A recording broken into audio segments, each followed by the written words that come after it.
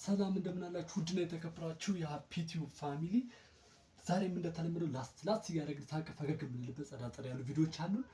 ሰው ሰብስክራይብ፣ ላይክ በማድረግ ይቀላቀሉ። ቀጥታ ወደ ቪዲዮ እንሄዳለን። ሳቅ ፈገግ ለማለት የእኛም ቤት ይምረጡ። ይመቻችሁ።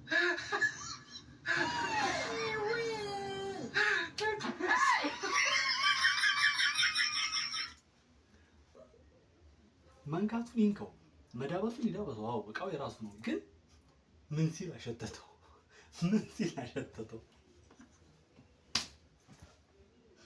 በነገራችን ላይ ይሄን ነገር ሁላችሁም ሞክሩት።